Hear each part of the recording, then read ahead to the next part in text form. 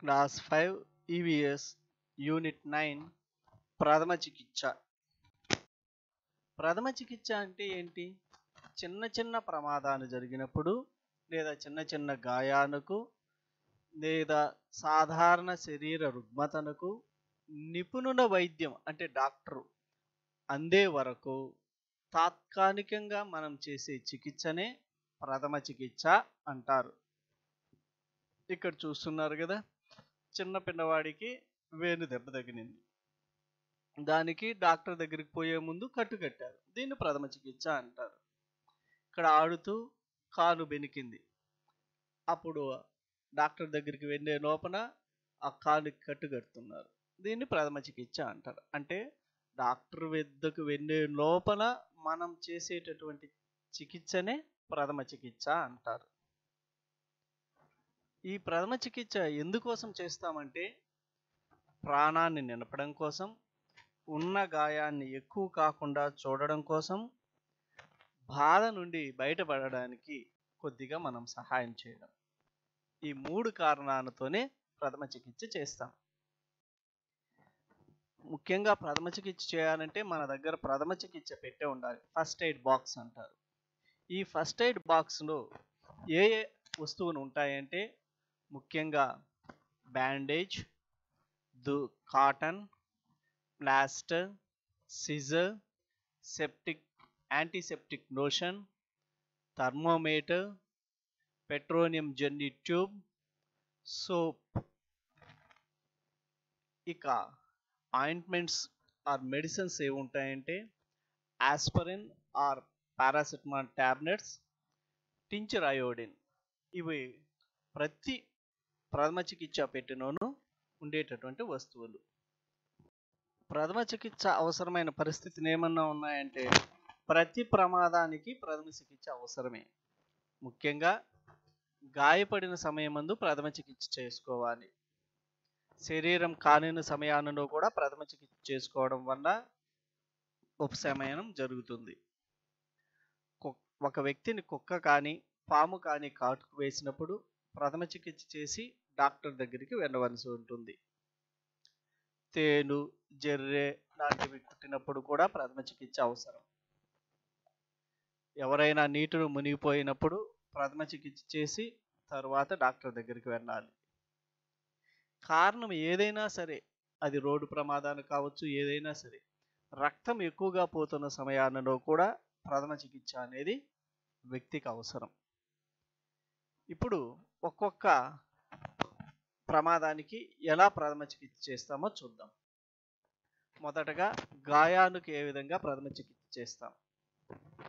గాయాన్ని సబ్బుతో కడిగి యాంటీసెప్టిక్ లోషన్ రాసి పొడిగుడ్డతో కట్టుకట్టాలి. దూదితో టించర్ అయోడిన్ కానీ యాంటీసెప్టిక్ క్రీమ్ కానీ రాయాలి. గాజు గుడ్డతో కట్టుకట్టి పైన ప్లాస్టర్ వేయాలి. ఇలా చేసినప్పుడు గాయం తొందరగా మానేద అవకాశం ఉంటుంది. నెక్స్ట్, కాలిన గాయాలకు ఏ విధంగా ప్రథమ చికిత్స చేయాలో చూద్దాం. కాలిన గాయంపై కొంతసేపు చల్లని నీరు పోయాలి, లేదు ట్యాప్ కింద ప్రాంతాన్ని ఉంచాలి. అలా ఉంచడం వల్ల కాలిన గాయం తీవ్రమైన చుట్టుపక్కల కణాలు కూడా నాశనం కాకుండా ఉంటాయి. కాలిన గాయం కానీ తీవ్రమైనదైతే లేపనం ఆయింట్మెంట్ లాంటివి పోయాలి. కాలిన గాయం మీద ఎప్పుడు కానీ నీటి బొబ్బలు వస్తాయి. అలా వచ్చిన వాటిని చెదమకూడదు. చెదమడం అంటే వాటిని అలా ఇలా చెడిపోయేయడం. అలాగే కాలిన గాయానికి ఎప్పుడు కట్టు కట్టకూడదు. కొంతమంది చల్లగా ఉంటుందని అనేసి ఆ కాలిన గాయం మీద ఐస్ ఉంచుతారు. అలా ఐస్ను కూడా కాలిన గాయం మీద ఉంచకూడదు. ఇవి మనం తీసుకోవాల్సిన జాగ్రత్తలు. కుక్క కాటుకు ఏ విధంగా ప్రథమ చికిత్స చేయాలో చూద్దాం. కుక్క కరిచిన ప్రాంతాన్ని బాగా సబ్బు లేదా యాంటీసెప్టిక్ లోషన్తో శుభ్రం చేసి వైద్యుని దగ్గరికి వెళ్ళేసి మనము ఇంజెక్షన్ వేయించుకోవాలి.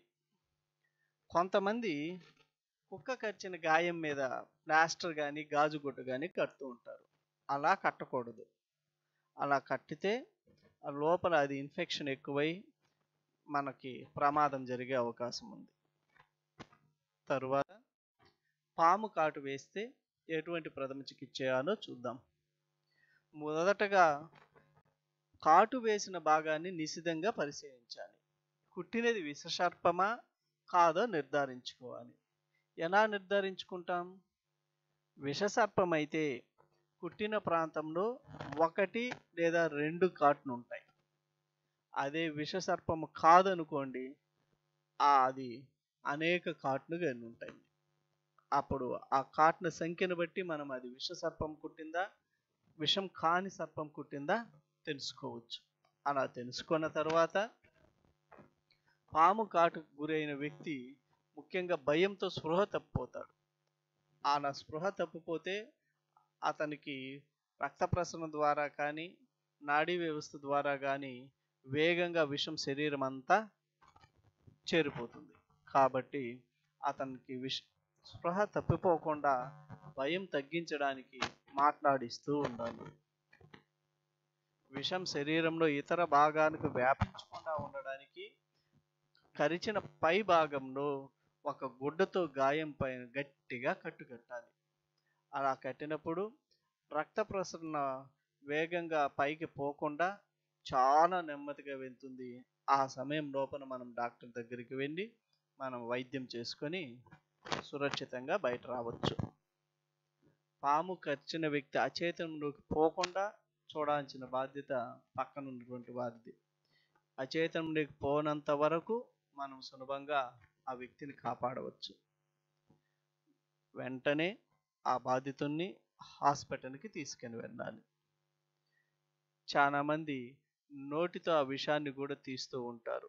కానీ అలా తీసే వ్యక్తికి నోటి లోపల పుండు అలాంటివి ఏమీ లేకుండా ఉంటేనే తీయాలి. ఇప్పుడు తేలు కుట్టినప్పుడు ప్రథమ చికిత్స ఎలా చేయాలో చూద్దాం. సబ్బు నీటితో గాయాన్ని బాగా కడగాలి. నొప్పి వచ్చే భాగంలో మెల్లగా ఒత్తాలి. డాక్టర్ దగ్గరికి వెళ్ళాలి. కొంతమంది నీళ్ళలో మునిగిపోతుంటారు. అలాంటి సమయాల్లో ఎటువంటి ప్రథమ చికిత్స చేయాలో చూస్తాం. సాధారణంగా నీళ్ళలో మునిగిన వ్యక్తికి ఎక్కువ నీళ్లు మింగేస్తాడు. అందువల్ల అచేతన వ్యవస్థ అన్కాన్షియస్లోకి వెళ్ళిపోతాడు. అంటే స్పృహ కోల్పోతాడు. శ్వాసనాళాలు మొత్తం నీటితో మూసుకుపోతాయి. అలాంటప్పుడు శ్వాస అందక చనిపోయే ప్రమాదం ఉంటుంది. కాబట్టి తాగిన నీళ్లు బయటికి వచ్చేలాగా 2 చేతులతో పొట్టపై ఒత్తాలి. నోటితో శ్వాస అందించాలి. బాధితుడి నోటిలో 4 సార్లు గట్టిగా శ్వాస అందించాలి. ఇలా గట్టిగా శ్వాస ఇవ్వడం వల్ల శ్వాస మార్గంలో ఉండే నీళ్లు బయటికి తొలగించబడతాయి. మళ్ళీ శ్వాస అతనే ఆడే విధంగా జరుగుతుంది. ఇంతవరకు మనము ప్రథమ చికిత్సను గురించి తెలుసుకున్నాం. కానీ కొన్ని మనకి అత్యవసర సేవలు కూడా ఉన్నాయి. వాటిని గురించి ప్రస్తుతం తెలుసుకుందాం. భారత ప్రభుత్వం వివిధ అత్యవసర సహాయక చర్యల కోసం కొన్ని ఉచిత ఫోన్ సేవను కల్పించింది. ఎవరైనా ఒక వ్యక్తికి అత్యవసరంగా వైద్య సేవ కానీ, పోలీస్ సేవ కానీ, అగ్ని ప్రమాదాల నివారణ అవసరమైనప్పుడు అతను 24 గంటల అందుబాటులో ఉండే కింది సేవలకు ఫోన్ చేసి సహాయం పొందవచ్చు. వీటినే అత్యవసర సేవలు అంటారు. అవి ఏంటంటే 108 ఈ నంబర్కి మనం ఏ సమయాలలో ఫోన్ చేయొచ్చు. వైద్య సహాయం కోసమైనా, అంబులెన్స్ కోసమైనా, అగ్ని ప్రమాద నివారణ అవసరమైనప్పుడైనా సరే, ఎవరైనా సరే 108కి ఫోన్ చేస్తే ఇది ఉచిత కాల్ కాబట్టి సహాయం వెంటనే ఇతరులకు అందుతుంది. నెక్స్ట్ మరొక సహాయం 104. ఇది మనకు ఉచిత వైద్య సలహాలు అందించే సేవ. ఏదైనా అనారోగ్యమైనప్పుడు లేదా ప్రస్తుత కాలంలో కోవిడ్ అటువంటి ఉన్నప్పుడు మనం ఇంటి వద్ద నుంచే ఫోన్ ద్వారా వైద్య సలహాలు అందిస్తారు. ముఖ్యంగా గ్రామీణ ప్రాంతంలోని ప్రజలకు ఈ సేవలు బాగా ఉపయోగపడతాయి. డాక్టర్ వద్దకు వెళ్ళే లోపల ఏదైనా అవసరమైనప్పుడు 104కి ఫోన్ చేసి వైద్య సలహాలు తీసుకొని మనం తరువాత డాక్టర్ దగ్గరికి వెళ్ళే అవకాశం చూడాలి. నెక్స్ట్ 100. ఇది ముఖ్యంగా పోలీసుల నుండి లభించే అత్యవసర ఉచిత సేవ. ఈ నంబర్కు ఫోన్ చేసిన వెంటనే పోలీసులు స్పందించి సహాయం చేస్తారు.